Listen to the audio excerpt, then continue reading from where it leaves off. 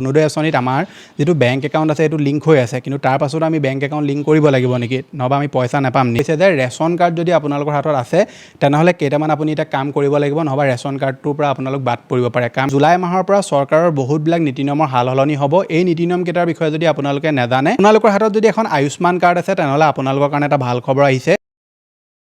Digital Assam 2.0 চেনেলটোৰ ৰাতিপুৱাৰ এটা নতুন ভিডিঅ' লৈ আপোনালোক সকলোকে পুনৰবাৰ স্বাগতম জনাইছো অন্য দিনৰ নিচিনাকৈ আজিও আপোনালোকৰ কাৰণে বহুত কেইটা গুৰুত্বপূৰ্ণ খবৰ একেলগতে এই ভিডিঅ'টোত লৈ আনিছো গতিকে হাতত চাহ একাপ লৈ লওক আৰু ভিডিঅ'টো সম্পূৰ্ণৰূপে প্ৰথমৰ পৰা শেষলৈকে চাওক যাতে প্ৰত্যেকটো গুৰুত্বপূৰ্ণ ইনফৰমেশ্যন আপোনালোকে লাভ কৰিব পাৰে ভিডিঅ'টো যদি চাই আপোনাৰ অকণমানো ভাল লাগে ভিডিঅ'টোত লাইক এটা কৰিব চেনেলটোলৈ যদি প্ৰথম আহিছিলে ছাবস্ক্ৰাইব কৰি ল'ব এনেকুৱা ধৰণৰ ইনফৰমেটিভ ভিডিঅ' ৰেগুলাৰ চাই থাকিবৰ কাৰণে আহক আজি ভিডিঅ'টো আৰম্ভ কৰোঁ এতিয়া মই ভিডিঅ'টো আৰম্ভ কৰাৰ আগতে আপোনালোকক কৈ দিওঁ যিহেতু আজি 1 জুলাই আৰু আজি 1 জুলাইৰ পৰা আমাৰ দেশত কোনবিলাক নীতি নিয়মৰ হাল হলনি হ'ব সেইসমূহৰ বিষয়ে আমি ভিডিঅ'টোৰ শেষলৈ আলোচনা কৰিম গতিকে আপুনি ভিডিঅ'টো কমপ্লিটলি চাব যাতে আপুনি সেইকেইটা ইনফৰমেশ্যনো লাভ কৰিব পাৰে আগবাঢ়িছে আজি প্ৰথমটো খবৰলৈ আৰু প্ৰথমটো খবৰে আহিছে পেট্ৰল আৰু ডিজেলক লৈ আপোনালোক সকলোৱে অৱগত যে যেতিয়া ইৰাণ আৰু আমেৰিকাৰ মাজত যুদ্ধ হ'ল সেই যুদ্ধত যেতিয়া ইৰাণে হৰমুজ প্ৰণালী বন্ধ কৰি দিলে তেতিয়াৰ পৰা বিশ্বৰ প্ৰায়বিলাক দেশতে পেট্ৰল ডিজেলৰ দাম বৃদ্ধি হৈ গ'ল ঠিক সেইদৰে আমাৰ ভাৰতবৰ্ষতো পেট্ৰল আৰু ডিজেলৰ আপোনালোকে দাম বৃদ্ধি হোৱা দেখিবলৈ পালে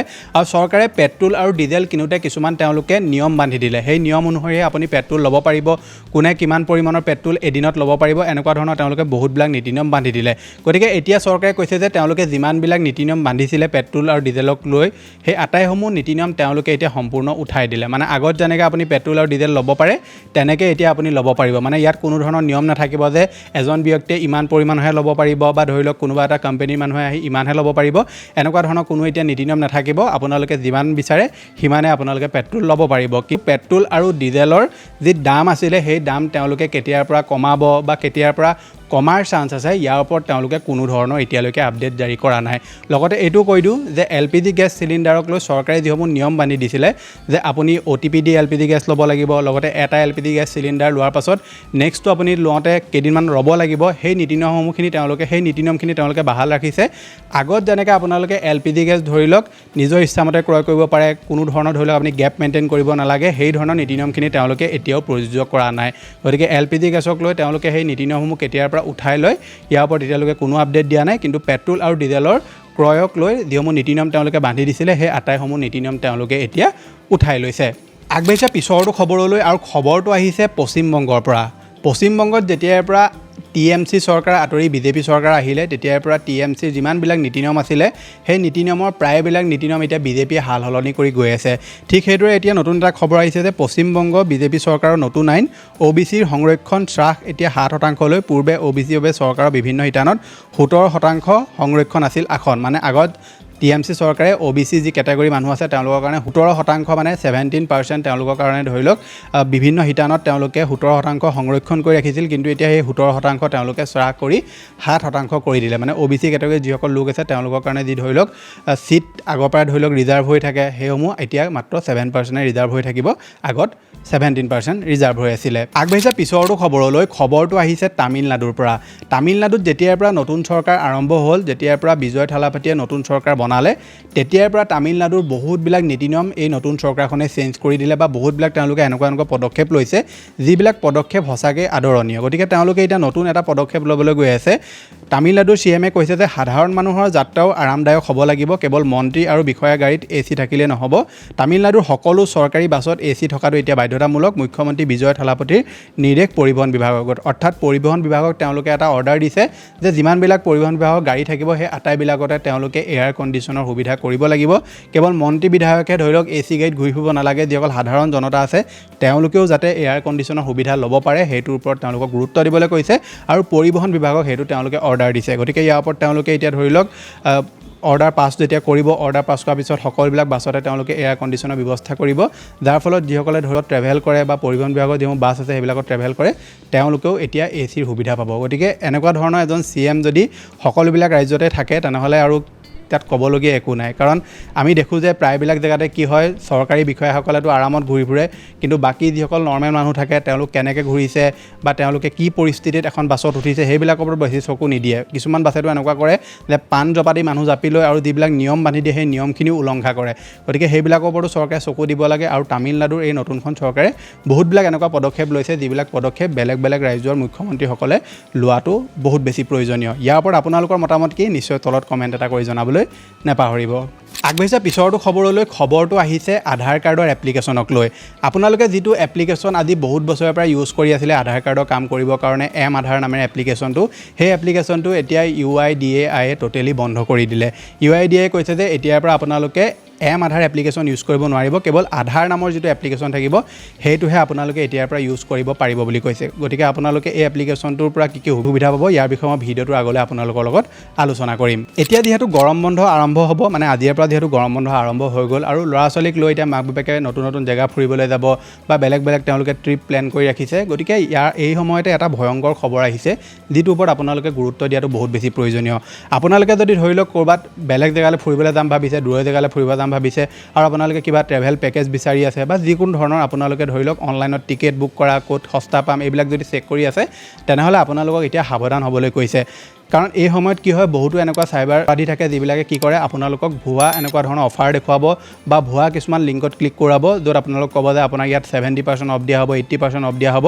তাৰ পৰা তাত আপোনালোকক ৰেজিষ্ট্ৰেশ্যনৰ নামত ফিজ লৈ ল'ব বা ধৰি লওক অন্য সকলোবিলাক আপোনালোকক সা সুবিধা দিম বুলি কৈ আপোনালোকৰ পৰা এটা পইচা উচুল কৰি ল'ব আৰু তাৰ পৰা আপোনালোকক ব্লক কৰি দিব বা আপোনাৰ ডিটেইলছ লৈ মেলি আপোনালোকক ফ্ৰডো কৰিব পাৰে গতিকে আপোনালোকে যদি ক'ৰবালৈ কিবা যোৱাৰ প্লেন বনাই আছে তেনেহ'লে যিবিলাক জেনুইন ৱেবছাইট থাকে বা জেনুইন যিবিলাক এপ্লিকেশ্যন থাকে সেইবিলাকৰ থ্ৰুদিহে আপোনালোকে টিকেট বা ট্ৰেভেল পেকেজ বুক কৰিবলৈ আপোনালোকে চেষ্টা কৰিব যদি আপুনি অচিনাকি ব্যক্তি বা অচিনাকি মানুহৰ লগত কথা পাতি কিবা লিংকত ক্লিক কৰি যদি আপুনি এনেকুৱা ধৰণৰ সুবিধা ল'বলৈ যায় তেনেহ'লে আপুনি সমস্যাত পৰাৰ লগতে আপোনালোকৰ বেংক একাউণ্ট পৰ্যন্তও খালী হোৱাৰ সম্ভাৱনা আছে গতিকে বহুতবিলাক এতিয়া স্কেমাৰ ওলাইছে যিবিলাকে আপোনাক জালত পেলাব পাৰে সেইকাৰণে সাৱধান হ'ব আৰু বেলেগৰ লগতো এই ভিডিঅ'টো শ্বেয়াৰ কৰি দিব আগবাঢ়িছে পিছৰটো খবৰলৈ খবৰটো আহিছে ফেৰী সেৱাক লৈ অনিৰ্দিষ্ট কাললৈ বন্ধ যাত্ৰীবাহী ফেৰী সেৱা ব্ৰহ্মপুত্ৰ জলস্তৰ বৃদ্ধি হোৱাত এই সিদ্ধান্ত লোৱা হৈছে বুৰগল যাত্ৰী উঠা নমা কৰা ৰেম্প কমলাবাৰীৰ পৰা নিমাতী পাৰঘাটৰ ফেৰী সেৱাৰ বন্ধৰ সম্ভাৱনা আছে আৰু জলস্তৰ বৃদ্ধি হ'লে বুধবাৰৰ পৰা ফেৰী সেৱা তেওঁলোকে বন্ধ কৰিব পাৰে গতিকে আপোনালোকে যদি ফেৰীত যাত্ৰা কৰে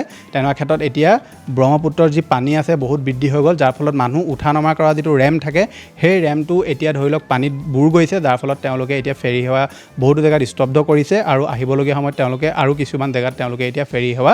অনিৰ্দিষ্ট কাললৈ বন্ধ কৰাৰ সম্ভাৱনা আছে পিছৰটো খবৰলৈ খবৰটো আহিছে আয়ুষ্মান কাৰ্ডক লৈ আপোনালোকৰ হাতত যদি এখন আয়ুষ্মান কাৰ্ড আছে তেনেহ'লে আপোনালোকৰ কাৰণে এটা ভাল খবৰ আহিছে চৰকাৰে এটা নতুন চেটবট তেওঁলোকে তৈয়াৰ কৰিছে আয়ুষ্মান কাৰ্ডৰ কাৰণে যিটোত আপোনালোকে আয়ুষ্মান কাৰ্ডৰ সকলো সা সুবিধাৰ বিষয়ে জানিব পাৰিব সেই চেটবটটো আপুনি কেনেকৈ চাব বা কেনেকৈ আপোনালোকে এইটো ইউজ কৰিব তাৰ কাৰণে আপোনালোকে এই যিটো স্ক্ৰীনৰ নম্বৰ ওলাই আছে এই নম্বৰটো আপোনালোকে হোৱাটছআপত মানে প্ৰথমে ফোনত ছেভ কৰি ল'ব তাৰপৰা হোৱাটছআপত আপুনি মেছেজ কৰিলে আপোনালোকক এই যিটো নম্বৰ আছে নম্বৰটোৰ পৰা সঁহাৰি জনাব তাৰ পৰা আপোনালোকে আয়ুষ্মান কাৰ্ডৰ কি সুবিধা লাভ কৰিব আয়ুষ্মান কাৰ্ডত কোনবিলাক বেমাৰ দেখুওৱা হয় সকলোবিলাক ডিটেইলছ আপোনালোকে ইয়াৰ পৰা জানিব পাৰিব বহুতো মানুহৰ মনত কনফিউজন এটা থাকে যে আমি আয়ুষ্মান কাৰ্ড থাকিলে কি সুবিধা পাম গতিকে এই যিটো চেটবট এইটো তেওঁলোকে এইকাৰণেই তৈয়াৰ কৰিছে যাতে মানুহে সহজতে আয়ুষ্মান কাৰ্ডটো বনোৱাৰ পাছত কি সুবিধা লাভ কৰিব কেনেকুৱা কি পাব সকলোবিলাক ডিটেইলছ যাতে তেওঁলোকে তাৰ পৰা জানিব পাৰে বাকী আপোনালোক সকলোৱে জানে যে বৰ্তমান আয়ুষ্মান কাৰ্ডৰ সুবিধা চৰকাৰে একদম নাইকিয়া কৰি আহিছে আনি আছে প্ৰাইভেট হস্পিটেলতো আয়ুষ্মান কাৰ্ড বন্ধই কৰি দিলে আৰু এতিয়া চৰকাৰী হস্পিটেলতো তেওঁলোকে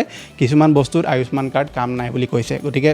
আহিবলগীয়া সময়ত দেখা যাব যে আয়ুষ্মান কাৰ্ডটো কিমান দিন চলিব পাৰে বেছি আজি শেষৰ এটা গুৰুত্বপূৰ্ণ খবৰলৈ আৰু জুলাই মাহ যিহেতু আজি সোমাই গ'ল জুলাই মাহৰ পৰা চৰকাৰৰ বহুতবিলাক নীতি নিয়মৰ সাল সলনি হ'ব এই নীতি নিয়মকেইটাৰ বিষয়ে যদি আপোনালোকে নাজানে তেনেহ'লে আপোনালোকৰ দৈনন্দিন জীৱনত প্ৰভাৱ পেলাবও পাৰে বা আপুনি সমস্যাটো পৰিব পাৰে কি এইকেইটা নিয়ম মই আপোনালোকক কৈ দিছোঁ প্ৰথম যিটো নীতি নিয়মৰ আপুনি সাল সলনি হোৱা দেখিবলৈ পাব সেইটো হৈছে আধাৰ কাৰ্ডৰ লগত ৰিলেটেড মই অলপ আগত আপোনালোকক ক'লোঁ যে চৰকাৰে যিটো আধাৰ এপ্লিকেশ্যন বন্ধ কৰিলে তাৰ লগতে এটা নতুন তেওঁলোকে এপ্লিকেশ্যন তৈয়াৰ কৰিছিলে আধাৰ নামেৰে সেই এপ্লিকেশ্যনটোৰ জৰিয়তে আপুনি আধাৰ কাৰ্ডৰ লগত এতিয়া ইমেইল আইডিটো লিংক কৰিব লাগিব আপোনালোকৰ আগত যিটো ফোন নাম্বাৰ লিংক হৈ আছে সেইটোতো হৈ আছেই যদি আপোনাৰ ফোন নাম্বাৰো লিংক হৈ থকা নাই তেনেহ'লে চেণ্টাৰত গৈ আপুনি ফোন নাম্বাৰ লিংক কৰি ল'ব নহবা আধাৰ এপ্লিকেশ্যন থ্ৰু দিও আপুনি ফোন নাম্বাৰ লিংক কৰিব পাৰে কিন্তু তাৰ কাৰণে আপোনাৰ যিটো আধাৰ নম্বৰ এতিয়া লিংক হৈ আছে সেইটোলৈ OTP আপোনাৰ যাব পৰা হ'ব লাগিব তেতিয়াহে আপুনি লিংক কৰিব পাৰিব কিন্তু চৰকাৰে কৈছে মানে UIDAI কৈছে যে এতিয়াৰ পৰা আপোনালোকৰ আধাৰ কাৰ্ডটোৰ লগত ইমেইল আইডিও লিংক কৰাটো আপোনালোকৰ কাৰণে জৰুৰী যদি আপোনালোকে আধাৰ কাৰ্ডটোৰ লগত ইমেইল আইডি লিংক কৰিব বিচাৰে বিচাৰে তেনেহ'লে ছমাহলৈকে মানে জুলাইৰ পৰা তেওঁলোকে ছমাহলৈকে আপোনাক টোটেলি ফ্ৰীতে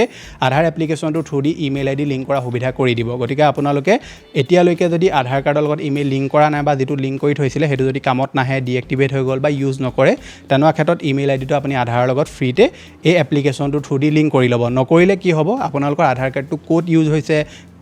কোনটো বেংকত ইউজ হৈছে বা কি আপোনালোকৰ কাম কৰা হৈছে আধাৰ কাৰ্ডটো ইউজ কৰি, সকলোবিলাক ডিটেইলছ আপোনালোকে লাভ নকৰে। মোবাইলতটো কেৱল OTP-টোৱে আহে, কিন্তু ইমেইল আইডি লিংক কৰি থ'লে কি হয়, প্ৰত্যেকটো বস্তুৰ আপুনি ডিটেইলছ লাভ কৰে যে আধাৰ কাৰ্ড ক'ত ইউজ হৈছে, বেংকত কোনটো বেংকত ইউজ হৈছে, কিমান বজাত ইউজ হৈছে, কি কামত ইউজ হৈছে, সকলোবিলাক বস্তু আপোনাৰ ইমেইল আইডিত আহি থাকে। আৰু তেতিয়া সেইখিনি বস্তু পাই থাকিলে আপোনাৰ লগত কোনোবাই চাইবাৰ ক্ৰাইমো আপোনাৰ লগত কৰিব নোৱাৰিব বা আপোনাৰ লগত কোনোবাই ফ্ৰড কৰিব চেষ্টা কৰিলেও লগালগ আপুনি কৰ্তৃপক্ষক জনাই তাৰ ওপৰত আপোনালোকে ব্যৱস্থাও গ্ৰহণ কৰিব পাৰিব। তাৰ পিছৰ যিটো নীতি নিয়মৰ আপুনি সাল সলনি হোৱা দেখিবলৈ পাব সেইটো হৈছে ৰেলৱে বিভাগৰ ক্ষেত্ৰত। এতিয়াৰ পৰা আপোনালোকে ৰেলত যদি যাত্ৰা কৰে তেনেহ'লে উইদাউট টিকেট যাত্ৰা কৰিলে 250 টকা নহয় 500 টকা আপোনালোকৰ ওপৰত ফাইন লগাব। লগতে আপুনি যদি ৰেলত যাওঁতে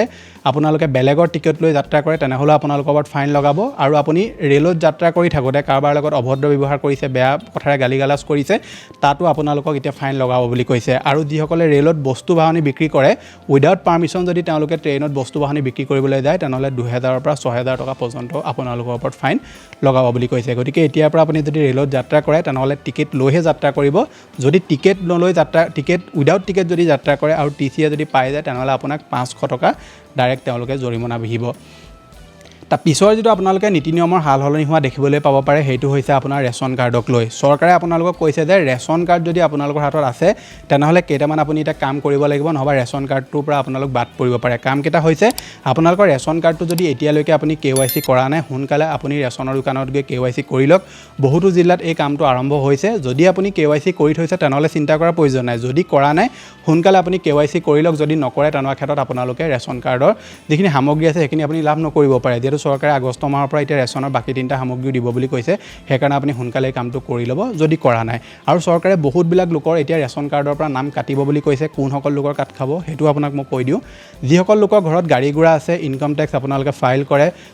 চৰকাৰী চাকৰি আছে, তেওঁলোকৰ এতিয়া ৰেচন কাৰ্ডৰ পৰা নাম কাট খাব বুলি কৈছে। কাৰণ বহুতো ভুৱা হিতাধিকাৰী আছে আমাৰ অসমত, যিসকল লোকে এতিয়াও ৰেচনৰ সা সুবিধা লৈ আছে চৰকাৰে বাৰে বাৰে মনা কৰাৰ পাছতো। গতিকে আপুনিও যদি ৰেচনৰ সা সুবিধা ভুৱাভাৱে লৈ আছে তেনেহ'লে আপোনালোকৰ ৰেচন কাৰ্ডৰ পৰা নাম কাট খাব পাৰে। তাৰ পিছৰ যিটো নীতি নিয়মৰ আপুনি সাল সলনি হোৱা দেখিবলৈ পাব সেইটো হৈছে বেংক EMI ক্ষেত্ৰত। RBI এটা নতুন নিয়ম আনিছে যে এতিয়াৰ পৰা যদি কোনোবা জেগাত কিবা যদি প্ৰাকৃতিক দুৰ্যোগ আহিছে, ভূমিকম্প আহিলে, বানপানী আহিলে, সমগ্ৰ ৰাজ্যক সমগ্ৰ জেগাডোখৰ বা জিলাখন বা সেইডোখৰ যিমান মানুহ আছিলে তাৰ ঘৰ দুৱাৰ সকলোবিলাক ভাঙি পেলালে বা বানপানী সকলোবিলাক উটুৱাই লৈ গুচি গ'ল আৰু সেই জেগাডোখৰ মানুহখিনিয়ে ধৰি লওক এতিয়া বহুত দিনলৈকে কৰ্ম কৰিব নোৱাৰিব, 2-3 মাহ তেওঁলোকৰ বহুত অশান্তি হ'ব, পইচা পাতিৰ অভাৱ হ'ব। তেনেকুৱা ক্ষেত্ৰত বেংকে কৈছে যে ডাইৰেক্টলি সেইসকল লোকৰ EMIটো তেওঁলোকে পষ্টপন কৰিব। আগতো সুবিধা আছিলে, কিন্তু বেংকত গৈ আপুনি কাগজ পত্ৰ ফিল কৰিব লাগিছিলে, কিন্তু এতিয়া তেওঁলোকে সেইসমূহ নকৰাকৈ ডাইৰেক্টলি সেই জেগাডোখৰ যিডোখৰত প্ৰাকৃতিক দুৰ্যোগ আহিছে তাৰ মানুহখিনিক তেওঁলোকে কিবা যদি EMI লৈ থৈছে সেই EMIসমূহ তেওঁলোকৰ পষ্টপন কৰি দিব বুলি কৈছে। গতিকে আপোনালোকে যদি EMI কিবা লৈ থৈছে আৰু আপোনালোকৰ যদি তাত বানপানী আহিছে, বিস্তৰ ক্ষতিসাধন যদি হৈছে, তেনেকুৱা ক্ষেত্ৰত আপুনি সেইখিনি সুবিধা লাভ কৰিব। আৰু যদি বাই চান্স আপোনালোকে নাই কৰা তেনেহ'লে বেংকৰ লগত আপুনি যোগাযোগ কৰিব পাৰে। যিটো আপোনালোকে নীতি নিয়মৰ সাল সলনি হোৱা দেখিবলৈ পাব সেইটো হৈছে পাছপৰ্টৰ ক্ষেত্ৰত। এতিয়াৰ পৰা আপুনি পাছপৰ্ট এখন যদি নতুনকৈ উলিয়াবলৈ যায় বা পাছপৰ্ট এখন আপোনালোকে যদি ডুপ্লিকেটকৈ বনাবলৈ যায় তেনেহ'লে সকলোবিলাক তেওঁলোকে মাচুল এতিয়া চেঞ্জ কৰি দিছে। 1 জুলাইৰ পৰা বৃদ্ধি হ'ব পাছপৰ্ট আবেদনৰ মাচুল, অৰ্থাৎ আজিৰ পৰা বৃদ্ধি হৈ যাব। সাধাৰণ শ্ৰেণীত আপোনালোকে 2500 টকালৈ বৃদ্ধি হোৱা দেখিবলৈ পাব। তৎকাল শাখাত যদি আপুনি পাছপৰ্ট এপ্লাই কৰে তেনেহ'লে 5000 টকা আপোনালোকে 5000 টকা দিব লাগিব। 35 পৃষ্ঠাৰ যদি আপোনালোকে পাছপৰ্ট এখন এপ্লাই কৰে তেনেহ'লে সাধাৰণ শ্ৰেণীৰ ক্ষেত্ৰত 2500 টকা আপোনালোকে দিব লাগিব আৰু তৎকাল শ্ৰেণীত আপোনালোকে 5000 টকা দিব লাগিব। 60 পৃষ্ঠাৰ যদি পাছপৰ্ট এখন আবেদন কৰে তেনেহ'লে সাধাৰণ শাখাত আপুনি 3500 টকা দিব লাগিব, তৎকাল শাখাত আপোনালোকে 6000 টকা দিব লাগিব। আৰু ডুপ্লিকেট পাছপৰ্ট, অৰ্থাৎ যদি আপোনালোকৰ পাছপৰ্টখন হেৰাই গ'ল, বেয়া হৈ গ'ল, নতুন এখন বিচাৰিছে তেনেহ'লে আপুনি পে' কৰিব লাগিব। গতিকে এই সকলোবিলাক তেওঁলোকে দাম যিবিলাক আছিলে প্ৰাইজ আছিলে চব জুলাই মাহৰ পৰা বৃদ্ধি কৰি দিলে। আৰু পাছপৰ্টক লৈ মাজতে এটা কণ্ট্ৰভাৰ্চি হৈছিলে যে পাছপৰ্ট আমাৰ চিটিজেনশ্বিপ ডকুমেণ্ট হিচাপে তেওঁলোকে নাৰাখে। গতিকে তাৰ পাছতে আকৌ এতিয়া এটা নতুন কণ্ট্ৰভাৰ্চি ষ্টাৰ্ট হৈ গ'ল যে পাছপৰ্টৰ যিমানবিলাক প্ৰাইজ আছিলে চব তেওঁলোকে এতিয়া বঢ়াই দিলে। সাধাৰণ শ্ৰেণী হওক, তৎকাল শ্ৰেণী হওক, 60 পৃষ্ঠা, 36 পৃষ্ঠাৰ পেজৰ পাছপৰ্ট সকলোবিলাকৰ দাম এতিয়া বৃদ্ধি হৈ গ'ল। আৰু লগতে আপোনালোকে ডুপ্লিকেট পাছপৰ্ট উলিয়াবলৈ গ'লেও 8500 টকা এতিয়া ভৰিব লাগিব বুলি কৈছে। গতিকে এইকেইটা নীতি নিয়মৰ আপোনালোকে জুলাই মাহৰ পৰা এতিয়া সাল সলনি হোৱা দেখিবলৈ পাব। আগবাঢ়িছোঁ যে শেষৰটো খবৰলৈ আৰু শেষৰটো খবৰ আহিছে অৰুণোদয় আঁচনিখনক লৈ বহুতো লোকে মোক যোৱা কেইদিনমান সুধি আছে যে অৰুণোদয় আঁচনিত আমাৰ যিটো বেংক একাউণ্ট আছে সেইটো লিংক হৈ আছে কিন্তু তাৰ পাছত আমি বেংক একাউণ্ট লিংক কৰিব লাগিব নেকি নহবা আমি পইচা নাপাম নি অৰুণোদয় আঁচনি যদি আপোনাৰ বেংক একাউণ্ট অলৰেডি লিংক হৈ আছে তেনে ক্ষেত্ৰত লিংক কৰাৰ প্ৰয়োজন নাই কিন্তু তাৰ ডিবিটিটো ইনেবল হৈ আছে নে নাই সেইটো আপুনি মনত ৰাখিব আৰু লগতে যদি আপোনালোকক লিংক কৰিবলৈ কিবা নটিচ আহিছে বা লিংক কৰিবলৈ কাৰণে লিষ্টত নাম আহিছে তেনেহ'লে আপুনি বেংকৰ লগত যোগাযোগ কৰি সোনকালে আপোনালোকৰ বেংক একাউণ্টটো চেক কৰোৱাই ল'ব যে আপোনাৰ লিংক কৰিবলগীয়া হৈ আছে নেকি যদি আপোনালোকক লিংক কৰিবলগীয়া হৈ আছে বুলি কয় তেনেহ'লে লিংক কৰিব লাগিব ডিবিটি ইনেবল থাকিব লাগিব তেতিয়াহে আপুনি আগষ্ট মাহৰ পৰা যিটো চৰকাৰে অৰুণোদয় আঁচনি পইচা প্ৰদান কৰিব সেইটো আপোনালোকে লাভ কৰিব নহবা আপুনি তাৰ পৰা বাদ পৰিব লাগিব গতিকে চৰকাৰে এতিয়া আপোনালোকক কৰিবলৈ কৈছে কৰিবই লাগিব লিষ্ট এখন কিছুমান জেগাত আহিছে প্ৰত্যেক জেগাতে লিষ্ট কিছুমান আহিছে যে কাৰ ধৰি লওক লিংক কৰিবলগীয়া হৈ আছে গতিকে আপোনালোকৰ যদি লিষ্টত নাম আহিছে লিংক কৰি ল'ব আৰু লিষ্টত যদি নাম অহাও নাই তেনেহ'লে এবাৰ চেক কৰি চাব যে লিংক কৰিবলগীয়া হৈ আছে নেকি গতিকে এইকেইটা আছিলে যে আপোনালোকক দিবলগীয়া গুৰুত্বপূৰ্ণ খবৰ আশা কৰিছোঁ ভিডিঅ'টো চাই আপোনালোকৰ ভাল লাগিল ভিডিঅ' যদি ভাল পালে ভিডিঅ'টো লাইক কৰিব চেনেলটোলৈ যদি প্ৰথম আহিছিলে ছাবস্ক্ৰাইব কৰিব এনেকুৱা ধৰণৰ ইনফৰ্মেটিভ ভিডিঅ' ৰেগুলাৰ চাবৰ কাৰণে মই লগ পাম এটা অন্য ভিডিঅ'ত আজিলৈ ধন্যবাদ